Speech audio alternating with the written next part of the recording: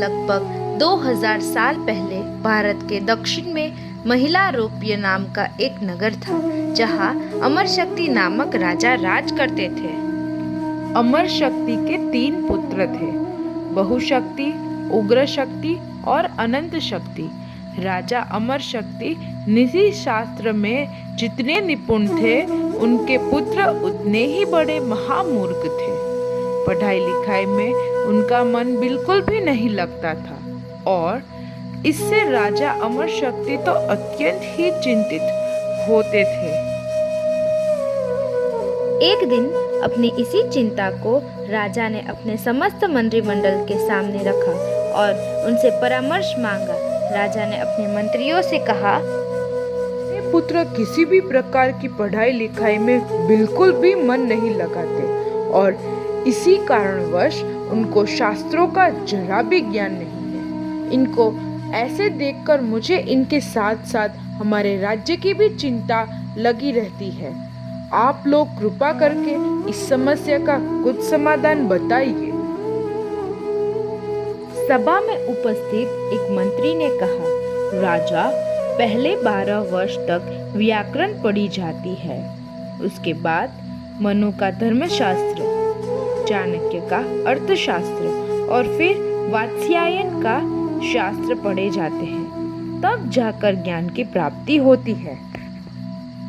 मंत्री की बात सुनकर राजा ने कहा, मानव जीवन बड़ा ही अनिश्चित है और इस प्रकार समस्त शास्त्रों का तो पढ़ने में वर्षों निकल जाएगा। इस सारे ज्ञान को अर्जित करने का कोई आसान उपाय बताइए। तभी सभा में उपस्थित सुमति नाम का मंत्री बोला, यह समस्त शास्त्रों में विद्वान और विद्यार्थियों में प्रिय विष्णु शर्मा नामक एक आचार्य रहता है। आप अपने पुत्रों को उसे सौंप दे। वो अवश्य ही आपके पुत्रों को कम समय में समस्त शास्त्रों में ज्ञानी बना देगा। सुमति की ऐसी बात सुनकर राजा ने तुरंत ही विष्णु शर्मा को अपनी सभा में बुलाकर कहा, आचार्य, आप मुझ पर कृपा करें और मेरे इन पुत्रों को जल्द ही नीति शास्त्र का ज्ञान प्रदान करें। आपने अगर ऐसा कर दिया तो मैं आपको 100 ग्राम पुरस्कार स्वरूप भेंट करूंगा। राजा की बात सुनकर विष्णु शर्मा बोले, राजन, मुझ ब्राह्मण को 100 ग्रामों की क्या आवश्यकता? मुझे आपका पुरस्कार नहीं चाहिए।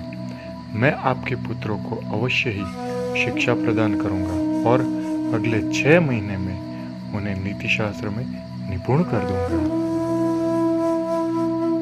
यदि मैं ऐसा नहीं कर सका तो आप मुझे उचित दंड दे सकते हैं। विष्णु शर्मा की प्रतिज्ञा सुनकर समस्त मंत्रिमंडल और राजा बहुत ही खुश हो गए और तीनों राजपुत्रों को उन्हें सौंपकर निश्चिंत होकर राज्य कार्य में लग गए। विष्णु शर्मा तीनों राजकुमारों को अपने आश्रम लेकर आए और जीव जंतुओं की कहानियों में माध्यम से उनको शिक्षा देने लगे। विष्णु शर्मा ने इन कहानियों को 5 भागों में बांटा, जो कुछ इस प्रकार में है। पहला भाग मित्र भेद, अर्थात मित्रों में मनमुटाव या अलगाव। दूसरा भाग है मित्र संप्राप्ति, यानी मित्र प्राप्ति और उसके लाभ।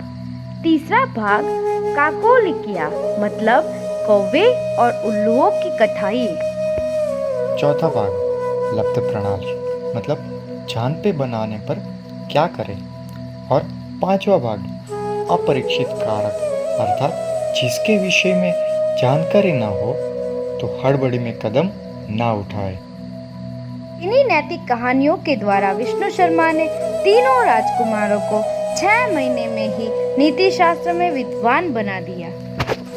मनोवैज्ञानिक, व्यावहारिकता और राजकाज की सीख देती इन कहानियों के संकलन को पंचतंत्र कहते हैं और इन कहानियों के माध्यम से बच्चों को बड़े ही रोचक तरीके से ज्ञान की प्राप्ति सिखाई जा सकती है।